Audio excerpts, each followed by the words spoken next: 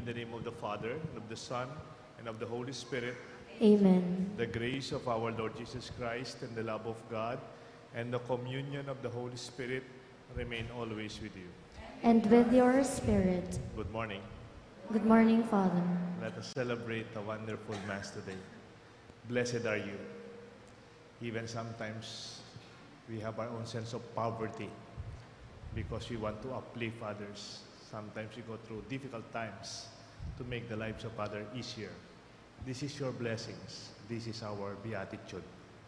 But we could also say, I am sorry if we experience wealth and blessings at the expense of other people, that we are happy or maybe we are praised when other people are brought down. And for this, we also ask the Lord for pardon. So we together pray, I confess to Almighty God and to you, my brothers and sisters, that I have greatly sinned in my thoughts and in my words, in what I have done and in what I have failed to do. Through my fault, through my most grievous fault.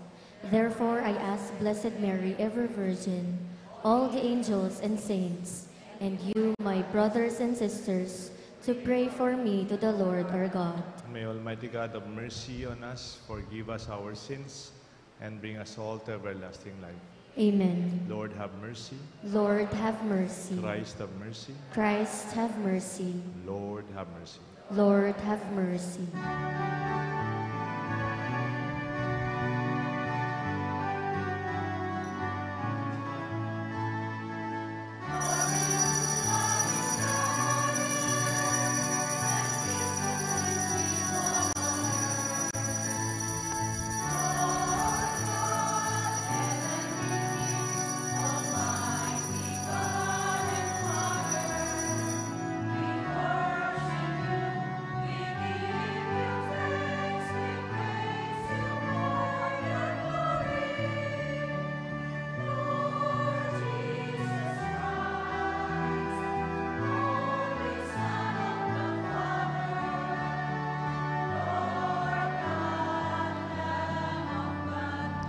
Take away the sins of the world.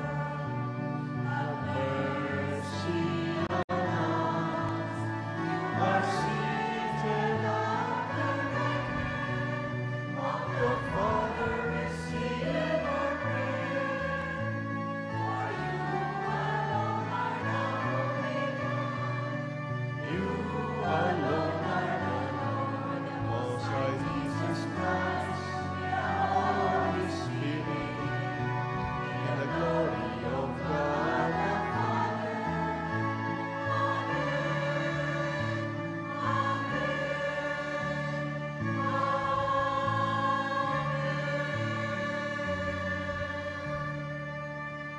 We remember our prayer, our particular intention as we pray together. Let us pray. O God, who teach us that you abide in hearts that are just and true, grant that we may be fashioned by your grace so as to become a dwelling pleasing to you. And we ask this through our Lord Jesus Christ, your Son, who lives and reigns with you in the unity of the Holy Spirit, one God, forever and ever. Amen.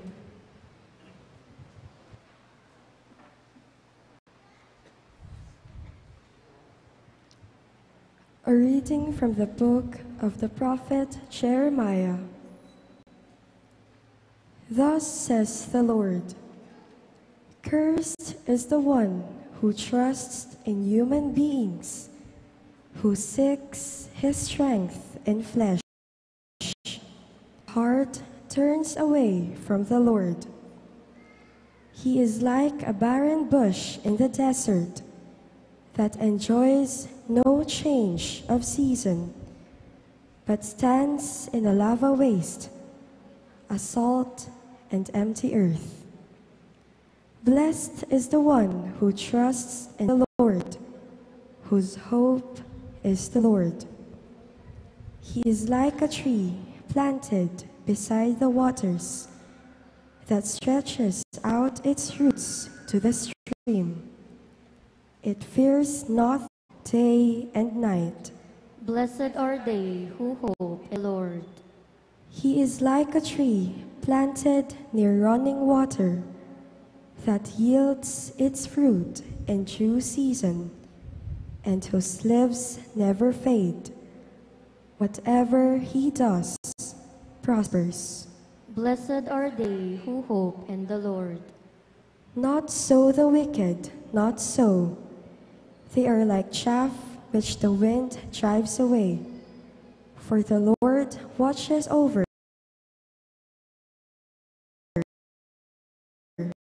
the way of us. Blessed are they who hope in the Lord.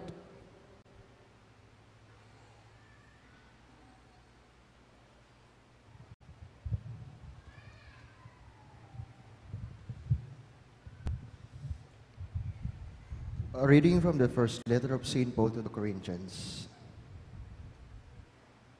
Brothers and sisters, if Christ is preached as raised from the dead, how can some among you say there is no resurrection of the dead? If the dead are not raised, neither has Christ has been raised. And if Christ has not been raised, your faith is in vain, and you are still in your sins. Then those who have fallen asleep in Christ have perished. If for this life only we have hope in Christ, we are the most pitiable people of all. But now, Christ has been raised from the dead, the first fruit of those who have fallen asleep. The word of the Lord. Thanks be to God. We all rise to honor the Holy Gospel.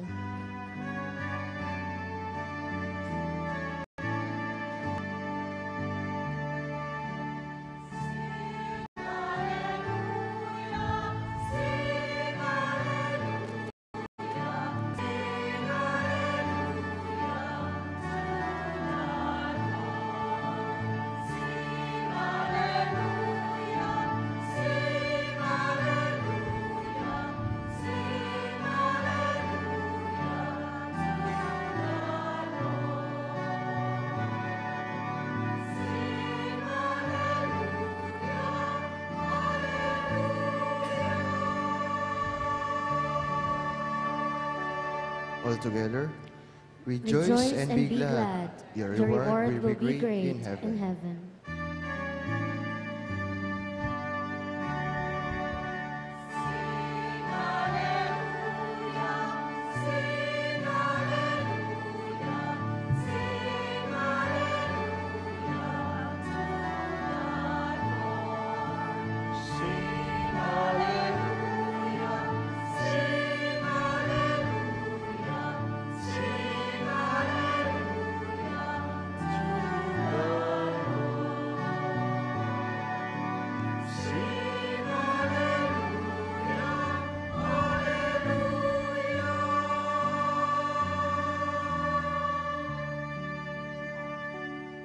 The Lord be with you.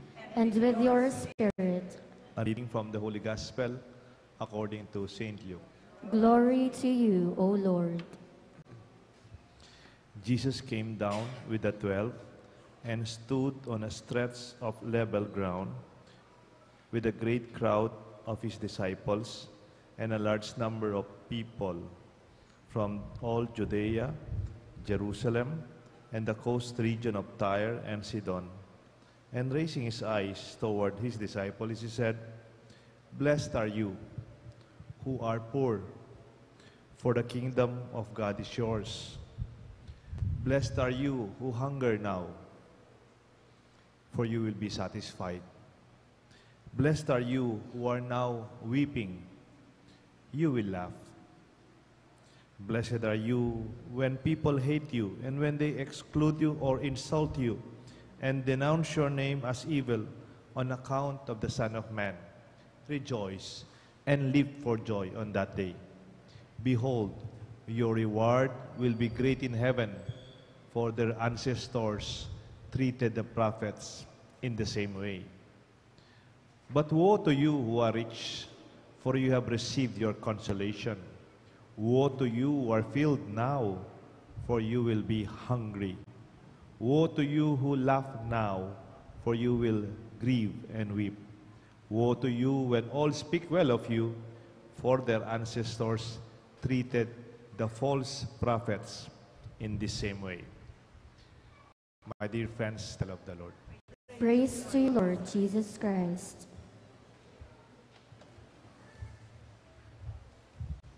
In the name of the Father, the Son, and the Holy Spirit. Good morning.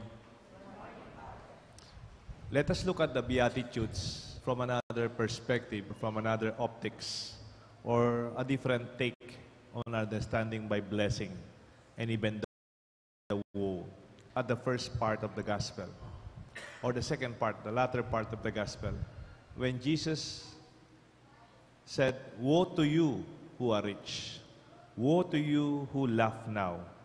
Woe to you who are satisfied, or woe to you who are being praised." Parang hirap maging Kristiyano, no? Wala namang maging masama kung mayaman ka. Gusto natin nga maging mabuti at maganda ang ating kinabukasan at ating kabuhayan. That's why we work hard. Sa palagay ko, wala naman pong masama sa tumatawa. Laughter is the best medicine. Mas nakakatakot yung tumatawa ka, ikaw lang mag-isa. Mandelikado po yan. You need professional help. Wala naman pong masama yung busog ka. You have to feed yourself well. At wala naman pong masama when people praise you. When they give you accolades of praises. If you were outstanding, binigyan ka ng medal. Wala man pong masama dyan, di ba? But let us see it from the optics of Jesus. Paano nagiging hindi maganda ang kayamanan, ang kaligayahan, ang pagkabusog, and we are our sense of praises. Familiar naman po kayo sa salitang ganti. Ganti. Ang salitang ganti is always taken negatively, in a pejorative way. It is taken from the negative connotation of revenge. Tama? Ganti. Pero the term ganti, the Tagalog term for ganti, is a very neutral word. It does not mean negative or positive. Ang gusto sabihin lang ng ganti, nagbalik lang sa'yo. It can be positive, it can be negative. Kaya nga may ganting malas at may ganting pala. Pala is ganting pala, is pinagpala our blessings. It's like a reward, something that we pray. Among the Buddhists, they have this notion of karma. Karma today is not only a Buddhist perspective, it is already part of our parlance, not only American English karma, even sa mga Filipino, ginagamit niya sa makarma ka sana. But even karma is not negative always. Because karma, sometimes we think, it is a punishment for the wrong. Because there are also positive karma.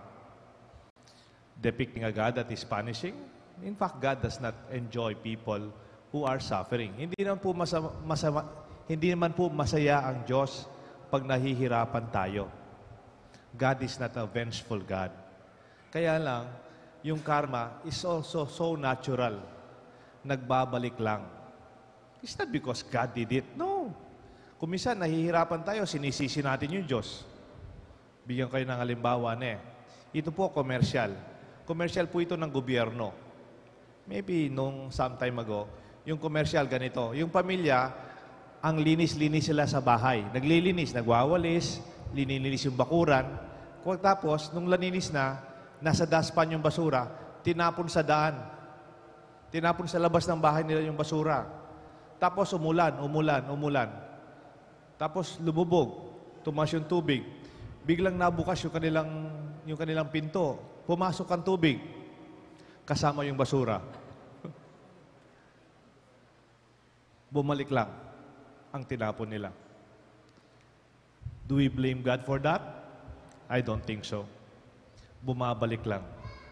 Sa Kapampangan, meron tayong salita dyan kablas. Familiar po kayo sa salitang kablas? It is a very old Kapampangan term for echo. Parang ablas. It goes back to you. Echo. Pag sinabi mong, hello, hello, hello, hello, hello, hello. Hi, hi, hi, hi, hi, hi. Pogi ko, sino. Kung tignan niyo po, bumabalik lang sa'yo yung, yung sinasabi mo. And in a sense, it is possible also that when we see kamalasan or swerte, they are actually not curses from God. They only go back. Tignan ho natin ang ating ebanghelyo na. Let us look at another perspective of wealth. I hope we are already mature to take this. Even teach your children too, who are just starting. Woe to you who are rich. Anong masama sa mayaman? Maganda nga, yumaman tayo. Yun yung prayer ko sa inyo. Pero, tignan nyo, wala namang masama sa yumaman. Pero, masaya ka ba kung ang yaman mo galing sa hindi mabuting paraan? Masaya ka ba kung mayaman ka at ang epekto nito, nahihirapan at nahihirapan ng ibang tao? It makes you think twice, isn't it? Wala namang masama sa mabusog. It's good. Pero, masaya ka ba magpakabusog sa harap ng taong nagugutom? At dahil sa iyong busog, satisfaction, you deprive others because you hoarded what is for those who are due to receive it? Masaya ka ba pag pinupuri ka? Pero naman, habang pinupuri ka, sinisiraan ng dangal at pangalan ng iba? You don't feel good, isn't it? Ang tawag dyan, at the expense of. Huwag po kayong magalit. Uso na ngayon yung kampanya. Politically, the Philippines is very active today. I am very happy when they praise politicians out of their good works, out of their outstanding work. And I'm very happy for that. But we are not very happy when at the expense of the other, they bring down their opponents, especially if it's not true, kung fake news at hindi naman totoo. Wala namang masama magkampanya ka, sabihin mong mabuting magagawa, nagawa mo. But I hope, woe to you when you are being praised. At the same time, you bring down the others. Good reputation. Wala namang masama sa maging masaya. Wala namang masamang nagiging tumatawa. I love happy people. Masaya ako pong makipagkwento, makipagmaisan. But, masaya ka ba tumawa kung ang tinatawanan mo ay ang iyong kapwa? Di ba may tinatawag silang yung tawag nilang bad humor? Yung bad humor. Yung magpapatawa, pero habang nagpapatawa sila, ginagamit nilang kasangkapan yung kahinaan ng ibang tao. That is called bad humor. Nagpapatawa, tumatawa, at the expense of another's reputation. And make us, in a sense, make us more responsible. Let us be wealthy. Let us be filled. Let us be satisfied. Let us praise one another. Let us be happy. And let our happiness be good. Good, clean fan. Responsible and honorable source of whatever that we enjoy. Whatever we allow our children to inherit. Otherwise, babalik sa inyo yan. Yung sinatawag, masamang ganti. Masamang bunga ang bumabalik sa mga masamang tinanim. Di ba may expression, kung ano yung tinanim, yun ang, that is what we will harvest. Meron naman pong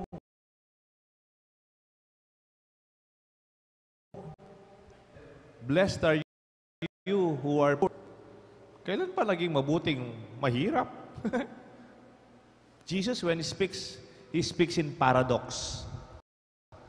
Sa paradox, kabalintunaan. Kabalintunaan, paradox. Blessed are you poor. Kailan pa naging blessing yung poor? Blessed are you when you cry.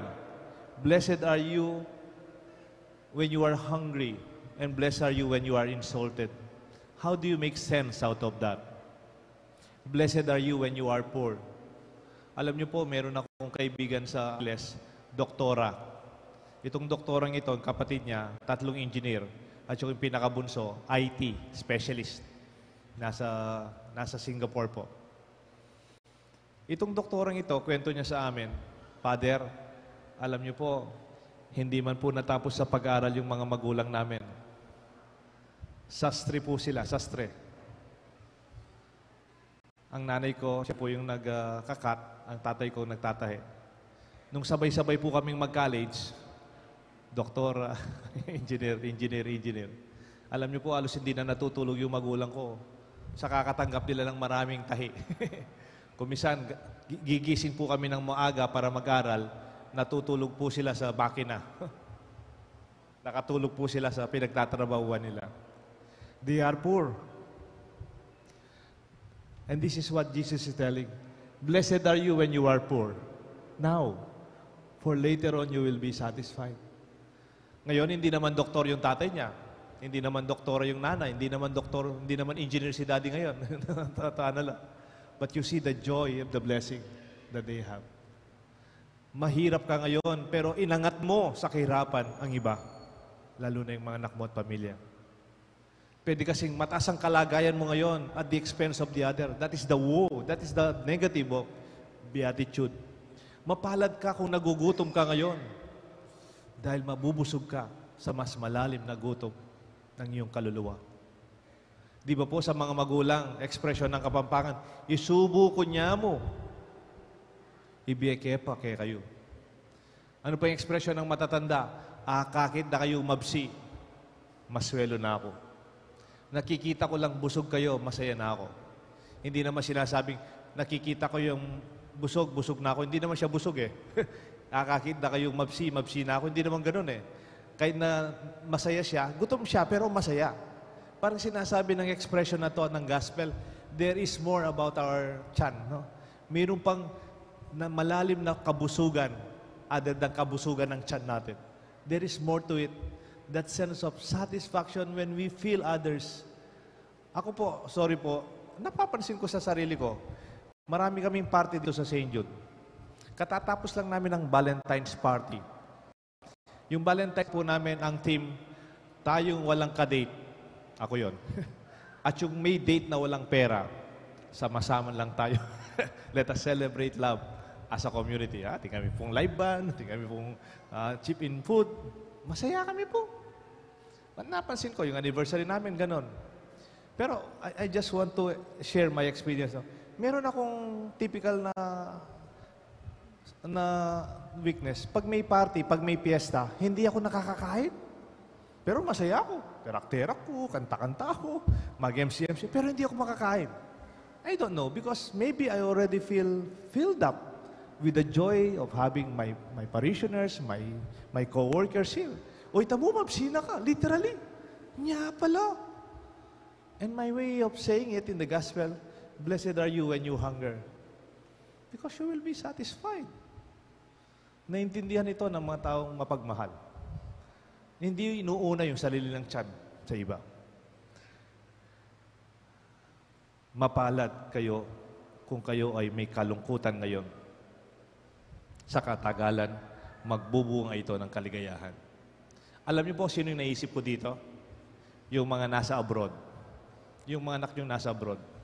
Yung mga magulang na nasa abroad na OFW. Malungkot po sa abroad. Nagpapapicture lang sila doon. Nagpapapicture lang sila pag nasa mall, nagpapapicture lang sila pag nasa Disneyland o nasa park. Yun lang yung picture nila. Sabi nga nung kaibigan kong pare na na-assign sa abroad, naging chaplain ng mga OFWs, huwag naman kayong magpapicture parating nasa mall, nasa restaurant, kumakain. Magpapicture kayo pag nagtatrabaho din kayo. Magpapicture kayo, yung pabang pinagpapawisan kayo nagtatrabaho sa construction, sa trabaho, para makita ng anak nyo kung gaano kahirap ang ginagawa nyo dito. That is a bigger part of the reality. Tama mo ba yun? Actually, sa abroad, pag nagtatrabaho ka, talagang po biru-biru. Mabuti pa dito sa Pilipinas, pwede kang mag-sidestep, bagyan. Pero sa abroad, when you work, it must be a bigger part of your time. And there is much difficulties. And there is also that tinatawag homesickness. Napansin nyo, daming umuwi ngayon sa abroad. Parang mas maraming umuwi galing sa abroad, para magstay dito more than yung mga Pilipinong nag-abroad. Because, in a sense, sama-sama kasi tayo dito eh. If ever you experience that, alam nyo, misa natin ito, nasa Facebook Live eh. Alam nyo po, kung nagsisimba tayo ngayon, 600 or 500, ang nag-view ng ating Facebook Mass, o nagsisimba sa abroad, more than 1,000. And this Mass is all for you. If you experience that loneliness, that hardship, blessed are you. Magbubunga sana, magbubunga yan ng grasya sa mga mahal nyo sa buhay. We also see these experiences blessings, not curses. Tamo po mi parusan, potang magobratang mabayat. That's not a curse, it's a blessing. In the long run, it will find its good fruits. And blessed are you when you are ridiculed, when you are insulted in the name of your good job. Kung minsan po, napakahirap yung nasentro, napakahirap nung nagseserbisyo sa simbahan, nagseserbisyo sa gobyerno, what we call public service. Pwede tayong kinukutya, pwede tayong makriticize. Easily we can be questioned without them thinking. Para bang may ginagawa ka, masama ang intention mo sa iba, masakit din po yun, di ba? Halimbawa, kayong nasa simbahan ngayon, nagsiserve, libu-libutad la pa mo, bala mo, mayap lo. Alina kayo man talaga mayap. Talaga naman po, hindi. Tayo po lahat, hindi naman. Only God is good. But who will do this kung wala naman maglalakas ng loob? In a way, do. And we are being insulted. Sometimes, masakit din yung sinasabi nila. But, rejoice. Because this is a blessing not for us, but for something beyond us. It's called the kingdom of God. And this is a gospel for the matured Christians. This is a gospel for those who are taking the higher level of responsible leadership with wealth, with graces, and being praised, and even the reality of accepting difficulties and challenges. Ngayon ko naintindihan yung expression, stay hungry. Masanting ating kandanok. When you are hungry, bala mo itang, you have that passion and perseverance. But when you are already satisfied, kera-kera na kamcha, may kanyang-kanyang na tiyan, nobody will work hard further to push beyond the limits of what we enjoy today. Stay hungry. And atak ablas ayalang angga. Di ba? Naranasan nyo na po yung gutom na gutom kayo? Halimbawa, you started early, hindi ka nakapag-breakfast. Ang daming trabaho. And then, without intending, may lunch kayo, very late. Halimbawa, rin doktor. Alwa din doktor. Lamamang kayong oras din doktor. Kasi anong karakal pasyente. Wali po na kanyaman mangan po atang maranop ka. Ang giyang nano mo, kanyaman na. When you experience hunger, physically and even beyond, you appreciate even little things. You appreciate the graces, what is given around you, and we become grateful. Continue to discuss about this, the Beatitudes and the woe, ganting pala at ganting sumpa. Ang buhay is like an echo, no? Ang buhay ay parang, anong tawag sa Kapampangan? Kablas. It only brings back to you more. The more we bless others, the more blessings come before us. But the more we bring others because of our unfairness, then it will also go back to us. Let this be our prayer. Let this be our thanksgiving today. In the name of the Father, the Son, and the Holy Spirit. Let us all stand, and together, my dear friends, let us profess our faith in God. I believe in one God, the Father Almighty, maker of heaven and earth, of all things visible and invisible. I believe in one Lord Jesus Christ, the only begotten Son of God, born of the Father before all ages, God from God, light from light, true God from true God, begotten, not made, consubstantial with the Father. Through him all things were made. For us men and for our salvation, he came down from heaven, and by the Holy Spirit was incarnate of the Virgin Mary and became man. For our sake he was crucified under Pontius Pilate. He suffered death and was buried, and rose again on the third day in accordance with the Scriptures. He ascended into heaven and is seated at the right hand of the Father.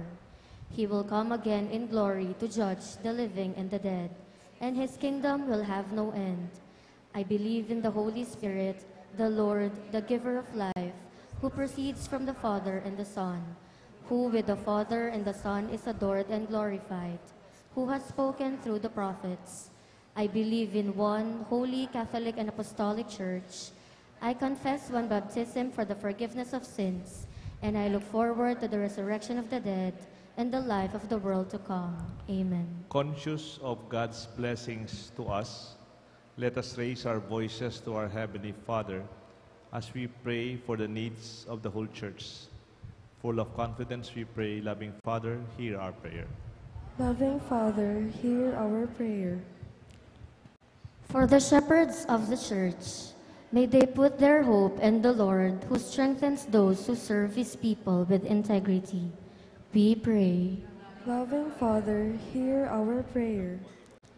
For the rich, the powerful, and the satisfied, may they learn to use the goods of the earth responsibly and in a spirit of sharing. We pray. Loving Father, hear our prayer. For government and other institutions, may they have the wisdom, the courage, and the honesty to use their gifts and resources in the service of the country, especially for the poor and the powerless. We pray. Loving Father, hear our prayer. For victims of human rights violations, the suffering members of dysfunctional or broken families, and those who have been led astray by irresponsible depictions of sexuality, may they find hope, affection, and assistance from the local authorities and their communities. We pray. Loving Father, hear our prayer. For all of us, may we be committed in using respectful language, telling the truth, and upholding the dignity of human rights. We pray. Loving Father, hear our prayer. In silence, let us pray for our personal intentions.